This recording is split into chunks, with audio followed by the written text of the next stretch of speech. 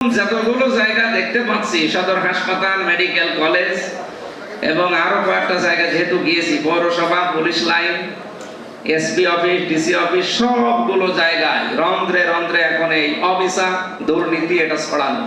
এটা রমজান এসেছে পরিবর্তনের জন্য, আমরাও চাই পরিবর্তন করতে, কিন্তু সাহায্য এবং সহযোগিতা করা লাগবে আপনাদের।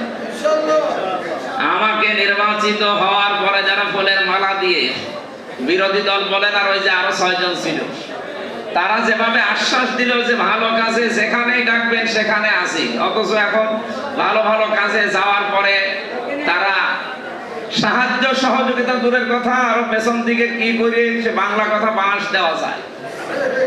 যে যে জায়গায় দায়িত্বে আছি, বিশেষ করে সিআরে বসা আছি আমরা যারা বাংলাদেশে 1628 জন এখন আমরা আছি।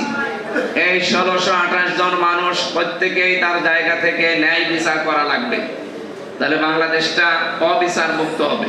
আর এই 1628 জন মানুষ যদি পরিবর্তন না হয়, এরা যদি ন্যায় বিচার কায়েম করতে না পারে, এই বাংলাদেশের 18 না 20 না, এখনো যদি 50 কোটি মানুষ তৈরি হয়, তাও তারা ন্যায় বিচার এই দেশে কায়েম করতে পারবে না।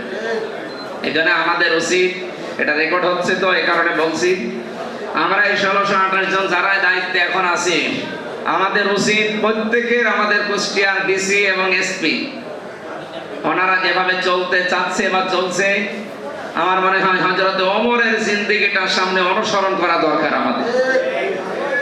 আমি তাদের কাজে খুশি এবং তারা বাস্তবতায় যা দেখাচ্ছে। আজকে পৌরসভাতে একটা মিটিং ছিল 11টা থেকে 1টা পর্যন্ত, 1টা 10 পর্যন্ত। ওখানে প্রবেশ করার পরে সবচাইতে বড় বিষয় যেটা, বৈষম্য চলছে আমাদের কুষ্টিয়ার পৌরসভার ভেতরে, কমপক্ষে 12টা আজকে নোট করেছি। তার ভেতরে অন্যতম বৈশিষ্ট্য হচ্ছে আমি থাকবো একেবারে 20 তলায় আর একেবারে মানুষ থাকবে গাছতলায়, না, এইটা না।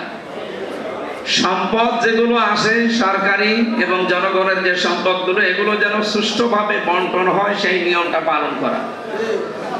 আমরা ওখানে যে চেয়ারে বসলাম, এক একটা চেয়ারের দাম কমপক্ষে আমার তো মনে হয় 50,000 টাকা হবে। কুষ্টিয়ার অডিটোরিয়ামের ভেতরে পৌরসভা, ওখানে কমপক্ষে চেয়ার আছে কত, 70-80টা হবে। আপনি হিসাব করে বলেন তো। ডিসি সাহেব বারবার বলছিলেন যে এই যে আপনারা 12টা বৈষম্য দূর করবেন, 12টা বিষয় সামনে আজকে আলোচনা করবেন, তার ভেতরে এটা তো আগে দূর করা দরকার। এত দামি চেয়ার এখানে না দিয়ে, 50,000 টাকার চেয়ার না দিয়ে 2,000 টাকার চেয়ার দিলেও তো বসা যায় না? এখানে তো সারাদিন সারা রাত আমরা বসি না, সর্বোচ্চ 1-1.5 ঘন্টা 2 ঘন্টা। তো এই জায়গায় যে যারা ছিল এর আগে দায়িত্বে, তারা এই যে বৈষম্যটা তৈরি করে গেছে, এই জায়গায় তারা অবিচার করেছে।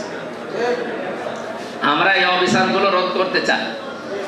আগামীতে যারাই দায়িত্ব পেয়েছে, শুধু জামাত ইসলামের এই 3 জন না, বিএনপির আর একজন আছে, আমাদের এই 4 জন মিলে আমরা অন্তত কুষ্টিয়াকে সাজাতে চাই যে কোন জায়গায় যেন অবিচার না থাকে, সব জায়গায় যেন ন্যায় বিচার কায়েম।